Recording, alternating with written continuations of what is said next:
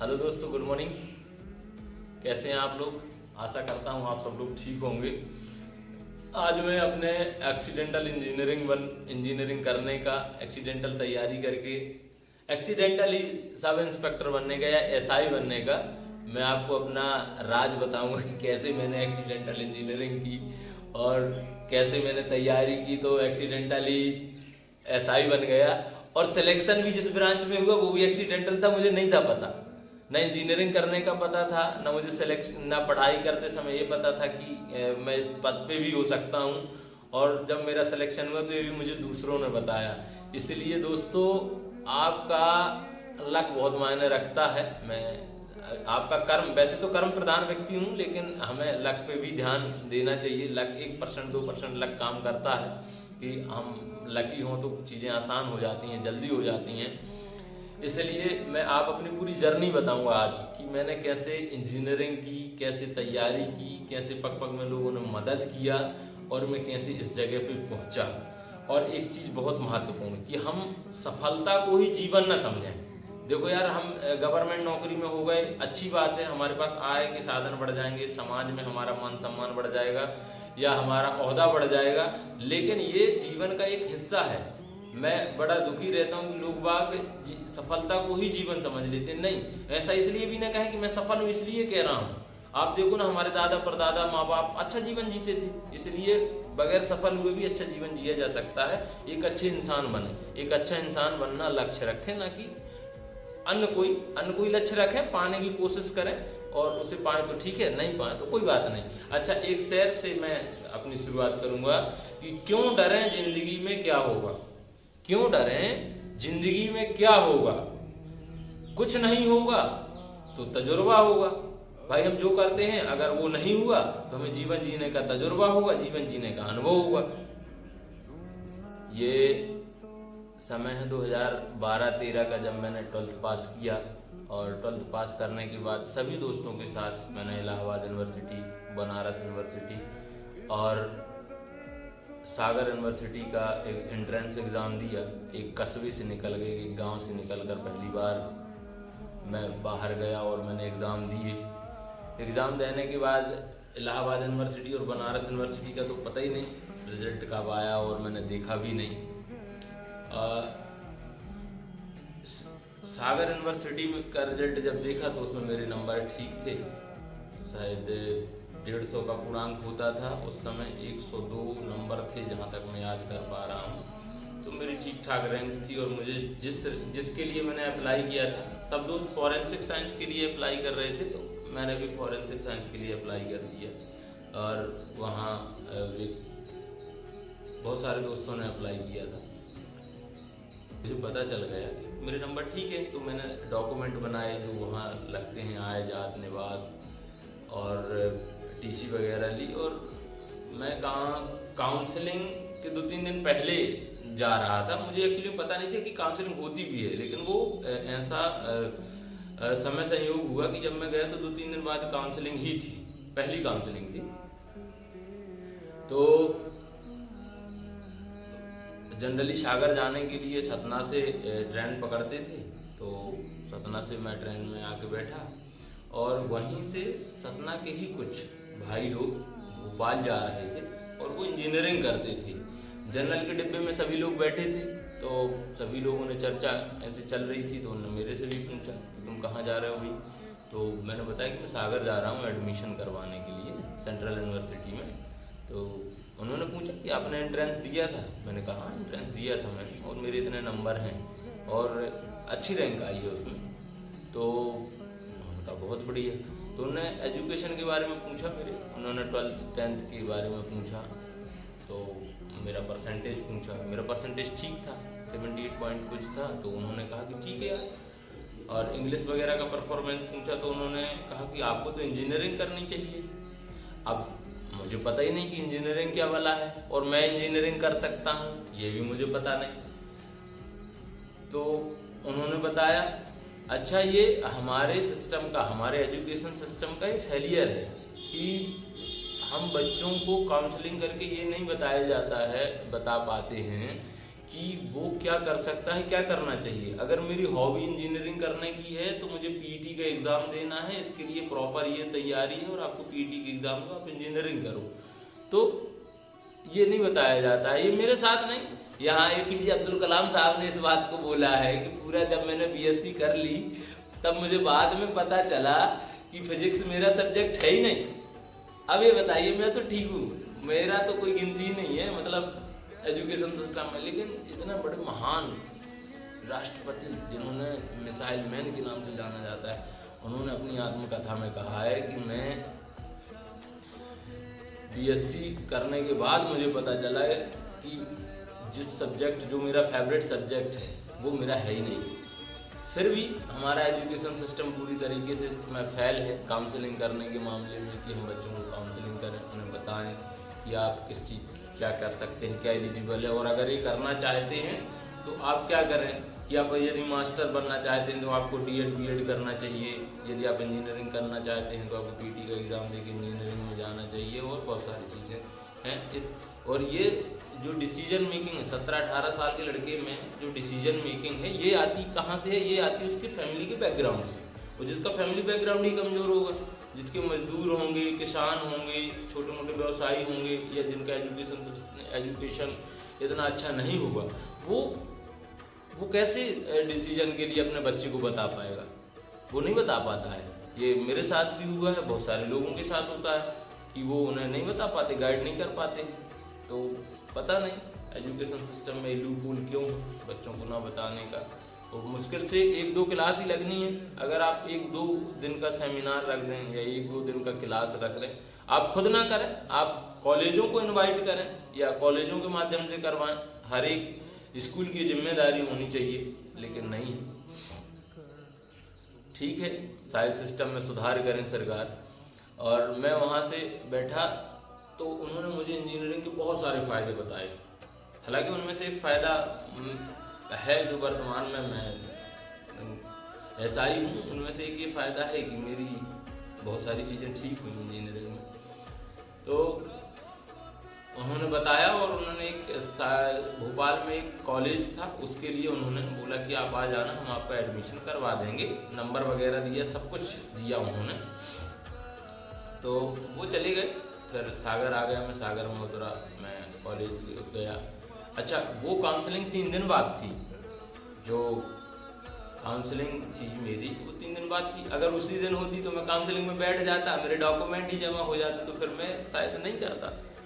तो 3 दिन मैं एक दिन जाके जिस दिन गया उस दिन चेक किया, और वहीं मेरा ऐसा कोई संपर्क तो था नहीं वहाँ पे कि मैं कहीं रुकूं। तो मैं गया, तो जब गया तो प्लेटफार्म पे ही रिवांचल से गए थे हम लोग, तो प्लेटफार्म पे रुका, और वहीं पे जो थोड़ा बहुत सोया होगा प्लेटफार्म पे सोया। और इसके बाद कॉलेज गया, यूनिवर्सिटी गया, यूनिवर्सिटी में मैंने पता किया, तो पता चला कि 3 दिन बाद काउंसलिंग है। ये मुझे वहीं पता चला कि 3 दिन बाद काउंसलिंग, मुझे पता नहीं। मैं तो ये जानता था स्कूल टाइप में होगा, अपन ने जाके डॉक्यूमेंट दिए, एडमिशन हो गया, फीस जमा की, अपन घर आ गए।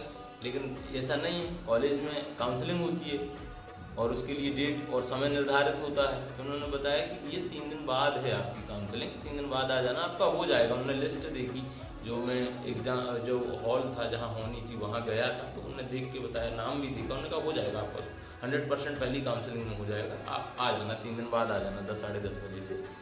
कुछ फीस वगैरह भी उन्होंने बताई। तो मैंने सोचा 2 दिन मेरे पास वक्त है, मैं घर लौट के क्या करूँगा, तो और फिर मुझे घर से वापस भी आना पड़ेगा।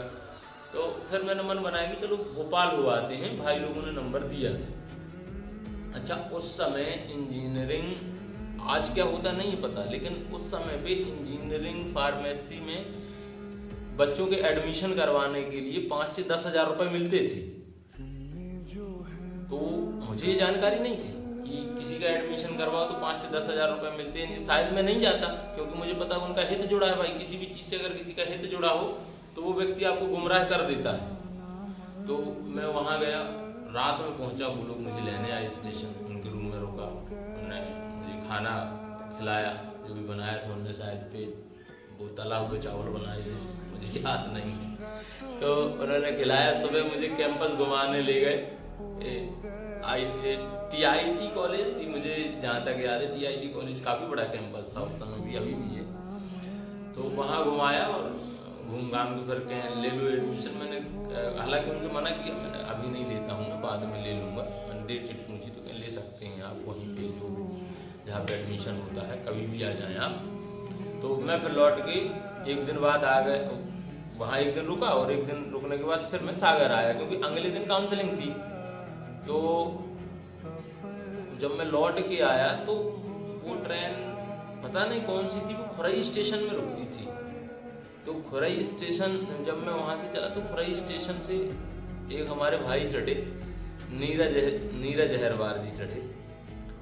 अच्छा, वो भी फार्मेसी कर रहे थे एडिना से। तो फिर वही जनरल डिब्बे में बैठे थे, वो भी आगे बैठ गए। वो मैं खिड़की वाली सीट पे बैठा था, वो इधर वाली पे बैठ गए। तो उन्होंने पूछा, भाई बातचीत तो हो ही जाती है। देखिए एक बात तो है कि जो गरीब होते हैं ना, जो थोड़े से कम पैसे वाले होते हैं या कम ओहदे वाले होते हैं, उनका बोलचाल और दुख शेयरिंग अच्छा होता है। वो जाते जाते पूरा घर परिवार रिश्तेदार, आप कहाँ से आए हैं, किस काम से गए हैं, और ये सारी चीज़ें आपस में शेयरिंग हो जाती है देख के, ये मैं मानूंगा। यहीं आप AC में, मैंने कई बार सफ़र किया है 3rd AC में, AC में, तो वहाँ बगल वाले से बात नहीं करते, पता नहीं किस बात का उन्हें वो ईगो रहता है कि बगल में कौन लेटा है। अच्छा, संशय बहुत रहता है बड़े लोगों में, शक और संशय बहुत रहता है। ऐसा नहीं, घटनाएं होती हैं, लेकिन बड़े लोगों को पता नहीं हर एक दूसरे चेहरे पे चोरी क्यों नजर आता है। ये मैं बाद की बात बता रहा हूँ कि अभी अनुभव मैंने किया है जब मैंने इन क्लासों में वो किया है। लेकिन आप जैसे नीचे जाएंगे, आप स्लीपर में जाएंगे तो थोड़ा घुल मिल अच्छा मेल मिलाप रहेगा। आप जैसे जनरल में जाएंगे तो वहाँ पता ही नहीं चलेगा कि किसके साथ कौन है, क्योंकि इतने वहाँ घुल मिल जाते हैं। तो फिर उनसे बातचीत हुई तो उन्होंने फिर वही प्रेफरेंस दिया। तो सब्जेक्ट उन्होंने पूछे, मैंने कहा मैं तो कह रहा आप इंजीनियरिंग कर लो, मैं इंजीनियरिंग। फिर उन्होंने बहुत सारे फायदे बताए। उन्होंने कहा सागर से ही आपका एडमिशन करवा देंगे, सागर में ही, तो आप वहीं पे इंजीनियरिंग कर लीजिए। तो अच्छा ठीक लगा, वो व्यक्ति भी ठीक लगा, उसकी बातें भी ठीक लगी। और उन्होंने फिर मैं सागर उतरा, उन्हीं के साथ सागर उतरा। तो फिर वो SC/ST हॉस्टल ले गए सिरोंजा, जहाँ मैं रुका। 1 साल बाद रुकने की व्यवस्था हुई मेरी। वहाँ से अपने साथ ले गए और वहाँ अच्छे लड़के थे जो देख के मुझे अच्छा लगा। अजय सर थे, राजेंद्र सर थे, ये मुझे मिले, इनके रूम में भी ले गए। SC/ST हॉस्टल जो सिरोंजा में है, अभी भी है। मेरा काफ़ी लंबा समय बीता वहीं पे और मैंने वहीं तैयारी की थी। तो वहाँ ले गए, वहाँ रात रुका और खाना वाना खिलाया, उनने सब कुछ किया। सुबह उनने कैंपस घुमाया जो SBN का है, SBN IT के नाम से था, अभी तो यूनिवर्सिटी बन गया है। उनने कैंपस घुमाया, कैंपस भी अच्छा लगा क्योंकि डेकोरम अच्छा होता है प्राइवेट कॉलेजों का। और मैंने काउंसलिंग छोड़ दी, मैं काउंसलिंग में डॉक्टर डी सिंह और नहीं गया। और उनके कहने पे मैंने इंजीनियरिंग में एडमिशन ले लिया। और मुझे ये पता नहीं था कि प्राइवेट इंजीनियरिंग में कितना क्या खर्चा आता है, अपने आप में खर्च ही बहुत ज़्यादा है प्राइवेट करने का। उसमें अच्छा उन्होंने एक फ़ायदा, जो सबसे वैल्यूबल फ़ायदा बताया जो मुझे लगा, उन्होंने ये कहा कि आपका हम इस हॉस्टल में करवा देंगे, जो ये हॉस्टल है सिरोंजा का, तो यहाँ पे आप रहे आना, और यहाँ से आपका पास है, वहाँ से मुश्किल से 1 किलोमीटर था, तो आप पैदल भी आ जा सकते हैं, किसी वाहन की ज़रूरत नहीं है। तो मैंने कहा डबल खर्चे बचेंगे, एक मेरे रहने का बचेगा और आने जाने का बचेगा, शहर से थोड़ा सा दूर रहूँगा तो और खर्चे भी बचेंगे जो खर्चे होते हैं अनावश्यक। तो ये सारी चीज़ें तो मुझे वैल्यूबल लगी। मैंने उनके कहने पे एडमिशन ले लिया, वहाँ एडमिशन ले लिया। अब इसके बाद गजब खर्चे इंजीनियरिंग, वहाँ तो कैलकुलेटर भी 1200 का आता उसका, इतने खर्चे की परेशान हो गए घर वाले। मुझे नहीं पता था कि इसमें इतने खर्चे लगते, क्योंकि अगर मुझे कोई खर्चे बताता इतने तो मैं कभी एडमिशन नहीं लेता, ना मैं इंजीनियरिंग करता, जो गवर्नमेंट कॉलेज से था वही कर पाता, वही कर लेता, कोई दिक्कत नहीं होती। लेकिन मैंने कैसे भी करके, मेरे परिवार वालों ने साथ दिया, भैया ने साथ दिया, पैसे जमा किए, खर्चा दिए और मैंने इंजीनियरिंग की। और वो एक एक्सीडेंटल इंजीनियरिंग, लेकिन मैंने की। 1-1.5 साल बाद पता चला, 1 साल बाद लगभग पता चला होगा मुझे कि इन्होंने अपने हित के कारण कि इसमें 10,000 रुपये मिलते हैं, इस कारण आपका एडमिशन करवा दिया। लड़कों ने बता दिया, साथ में पढ़ रहे थे कि आपके जब नंबर थे तो आपको भाई डॉक्टर हरी सिंह गौर में जाना था, वहाँ आपके इतने अच्छे नंबर थे, और फॉरेंसिक साइंस पूरे मध्य प्रदेश में कहीं है ही नहीं, सिर्फ एक ही ब्रांच है उसकी, या एक ही जगह होती है डॉक्टर हरी सिंह गौर में, फॉरेंसिक साइंस, फिंगरप्रिंट, ये सारी चीज़ें। तो मैंने कहा ठीक है यार, अब जब 1 साल बर्बाद हो गया तो इंजीनियरिंग कर ही लेते हैं। और 1 साल बाद हॉस्टल भी, जो सरकारी हॉस्टल था वो भी मिल गया था, तो उसमें रहने लगे थे। तो अब हमने कहा ठीक है मैनेज करेंगे, और 3 साल संघर्ष करके घर वालों ने मुझे पैसे दिए और मैंने वहाँ पे इंजीनियरिंग की, और 4 साल में पूर्ण इंजीनियरिंग की। एक तरह का एक एक्सीडेंटल इंजीनियरिंग है कि मैं करने कुछ गया था, कर कुछ के आ गया, लेकिन मैं फिर सेटिस्फाई हो गया कि मैंने कहा ठीक है, जो भी हमने ग्रेजुएशन किया अच्छा ग्रेजुएशन है। साथ में उसमें एक फ़ायदा ये हुआ कि जिस हॉस्टल में मैं रहता था वहाँ पे गवर्नमेंट नौकरियों को लेकर तैयारी सब करते थे, होते भी थे। जिस रूम में मैं रहता था वहाँ पे एक रेलवे में थे, राजकुमार सर थे, कमलेश सर थे, वो शिक्षक थे, और कई लोग वहाँ से हर साल 1-2 लोग निकल जाते थे। तो 40 से 50 लोगों में 2 लोग निकल जाना ठीक है, 2-3 लोग निकल जाते थे, तो सब लोग तैयारी करते थे, मैं भी तैयारी करने लगा। अब उस तैयारी के दौरान सबकी अच्छी थी, मेरी मैथ पहले से अच्छी थी, और फिजिक्स अच्छी थी, केमिस्ट्री, मतलब ऑल ओवर मेरा एवरेज अच्छा था। और एवरेज के साथ साथ मैंने क्या किया कि सीनियरों से मैंने गाइड लेना शुरू कर दिया। वहाँ पे कई गाइड थे और कई साथी भी अच्छे थे। वहाँ पे सुनील थे, वो भी फार्मेसी में हुए, फार्मेसी काफ़ी लड़के अच्छे होशियार थे। एक CRPF में चला गया था, एक CISF में था, एक रेलवे में गया है जो मेरा साथी था, एक जूनियर था वो पुलिस में तुरंत ही हो गया था, आया था और पुलिस में हो गया तैयारी की। तो उनके साथ मैंने भी तैयारी की, और तैयारी में 4 चांद ये और लग गए कि वहीं पे SC/ST के लिए परीक्षा पूर्व प्रशिक्षण केंद्र है, तो वो चालू हुआ। मेरी ग्रेजुएशन तो हुई नहीं थी, तो ग्रेजुएशन नहीं हुई तो मैं वहाँ सोनी मैम से मैंने बात की, वो वहाँ की प्रिंसिपल थी, मैं हमेशा उनको याद रखूँगा, और सोनी मैम को हमेशा तहे दिल से शुक्रिया कहूँगा कि उन्होंने बैठने की मुझे परमिशन दी उस क्लास में। तो लगभग 3rd ईयर के लास्ट से उन्होंने मुझे परमिट कर दिया, डॉक्यूमेंट लेके परमिट कर दिया। हालांकि ज़्यादा लड़के नहीं आते थे, मुश्किल से 25 से 30 लड़के ही होते थे, और वहाँ पे सरकारी जो 15 की सरकारी कोचिंग में कैसे लोग आते हैं पढ़ाने, क्योंकि वो शिक्षक की समस्या ये थी कि पढ़ाए आज जाओ, 3 साल बाद उनका पेमेंट मिलता था। तो वहाँ पे वही लोग आते थे जो एकदम दृढ़ थे कि हमें पढ़ाना है और हमें अपने आप को भी डेवलप करना है और बच्चों को भी पढ़ाना है। ऐसा नहीं, वहाँ अच्छे शिक्षक भी आते थे। और संतोष चौबे सर बहुत अच्छे थे हिंदी, जिन्होंने मेरी अच्छी करवाई, और बाद में SI उन्होंने अच्छे मार्क्स लाए, उसी के दम पे SI हुआ मैं। और विपुल सर थे, उनकी मैथ लाजवाब थी, मैथ और रीजनिंग लाजवाब थी, उन्होंने मैथ करवाई।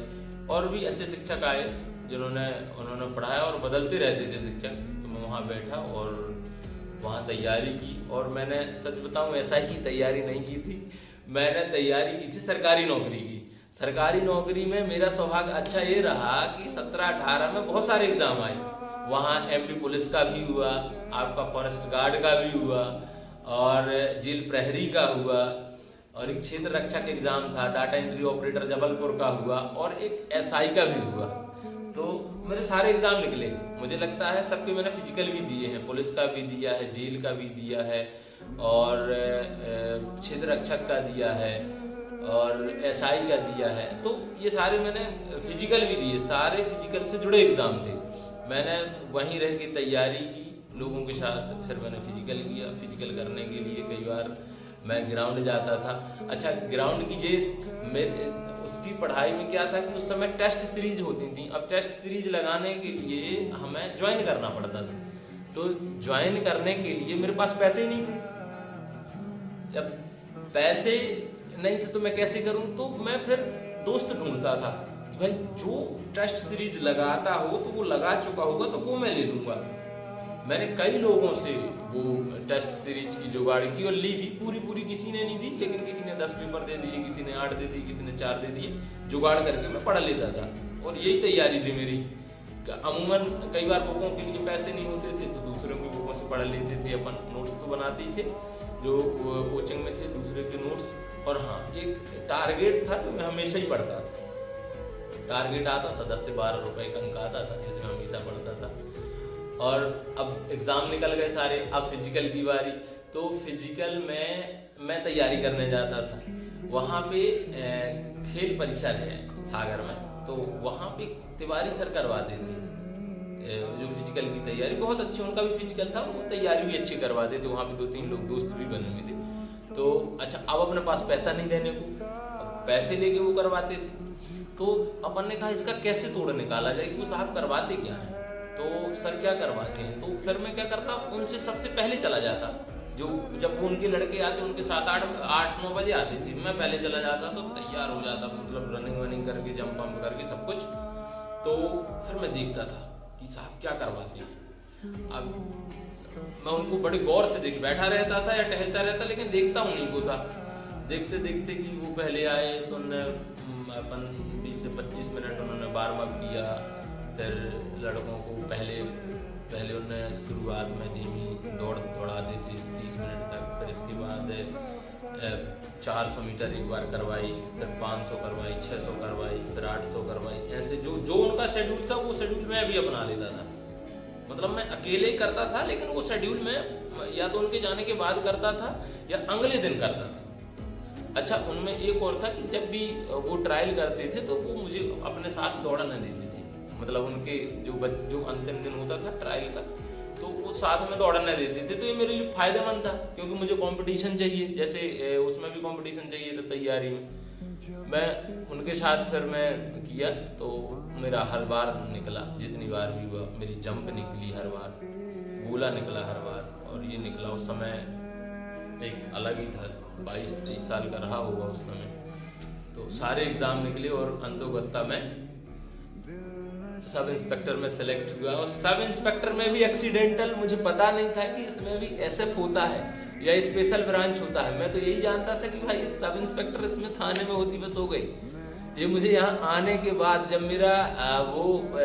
मेरा सिलेक्शन लेटर आया, तो मुझे संदीप आठिया जो मेरा दोस्त है सागर का, उसने फ़ोन लगाया।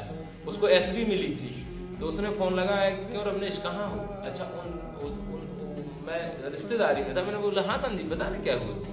तो उन्होंने कहा कि यार वो लिस्ट आ गई है सिलेक्शन की, देखा तुमने। तो मैंने कहा नहीं यार मैंने नहीं देखा, कि आज ही आई है कि देख। तो मैंने देखा, तो मैंने कहा हाँ यार मेरा सिलेक्शन हो गया है। तो उसने कहा ये बता तुझे मिला क्या है। तो मैंने कहा मेरे इसमें लिखा है विशेष 20 सवाल, तो विशेष सशस्त्र बल। तो मैंने कहा ठीक है यार बढ़िया सिलेक्शन हो गया। तो 20 सवाल जानते हो क्या होता है। तो मैंने कहा मुझे नहीं पता यार क्या होता है। तो उन्होंने बताया कि ये पुलिस से एक अलग होता है, इसकी बटालियन होती है, वहां तुम्हारा सिलेक्शन हुआ है रीवा में। तो मैंने कहा तुझे क्या मिला है। तो उसने कहा मुझे यार एसपी मिली है। मतलब हम दोनों दोस्तों को, एक को एसपी एक को ये। तो ये एक्सीडेंटल ही रहा कि मैंने इंजीनियरिंग भी एक्सीडेंटल की, और मेरी नौकरी भी बाई चांस कह सकते हैं आपकी, बाई चांस या एक्सीडेंटल हुआ। और ये सिलेक्शन भी बाई चांस हुआ। और 2017 के बाद फिर एसआई की वैकेंसियाँ भी नहीं आई। सभी लोग वेट कर रहे होंगे और ये आए और हम लोग सिलेक्शन दें। तो दोस्तों ये हमारी दास्तान थी एक्सीडेंटल इंजीनियरिंग की, और एक्सीडेंटल तैयारी की, और एक्सीडेंटल सिलेक्शन की भी यही थी। और आप लोगों ने सुना, पूरा सुना, इसके लिए बहुत बहुत धन्यवाद।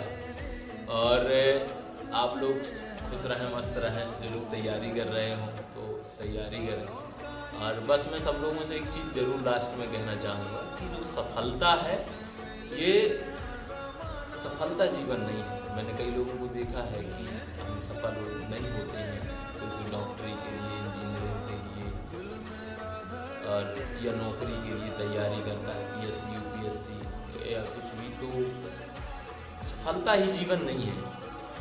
सफलता जीवन का एक भाग है भाई। कई लोग बिना सफल हुए अच्छा जीवन जीते हैं, या बिना नौकरी में गए अच्छा जीवन जीते हैं, या बिना मतलब पढ़े लिखे अच्छा जीवन जीते। हमारे दादा परदादा लोग अच्छा जीवन जीते थे, खुशहाल जीवन जीते थे। मेरा एक रिक्वेस्ट है, जो लोग तैयारी कर रहे हैं या जो लोग सफलता के लिए प्रयास कर रहे हैं, अगर आप असफल हों तो निराश ना हो और उसको पूरा जीवन ना माने। वो जीवन नहीं है, जीवन का एक भाग हो सकता है। जैसे हम कहें कि किताब के 100 पन्ने हैं तो उसमें 1-2 पन्ने हो सकते हैं सफलता के। सफलता जब आप गवर्नमेंट नौकरी में आ जाओगे तो आपको कुछ आय के साधन फिक्स हो जाएंगे, आपका हो सकता है समाज में सम्मान हो और अन्य चीज़ें बढ़ जाएं, आपकी थोड़ी सी रुतबा बढ़ जाए। ऐसा लोग कहते हैं, मुझे तो नहीं लगता कि नौकरी में आने से किसी का रुतबा बढ़ता है या पैसे बढ़ते हैं। बस जीवन यापन के लिए 4 पैसे मिलते हैं जो खुद का परिवार चलाने के लिए ही पर्याप्त होते हैं। इसलिए आप सफलता को, नौकरी को या किसी चीज़ को, अपने लक्ष्य को जीवन ना समझें और बाकी प्रयास करते रहें। हम सफल हों, सफल कहते हैं क्यों डरें, ज़िंदगी में क्या होगा, कुछ नहीं होगा तो ज़िंदगी जीने का तजुर्बा होगा, हम क्यों डरें। तो इसी के साथ मैं आप सभी लोगों से विदा लेता हूँ। थैंक यू सो मच, धन्यवाद, नमस्कार।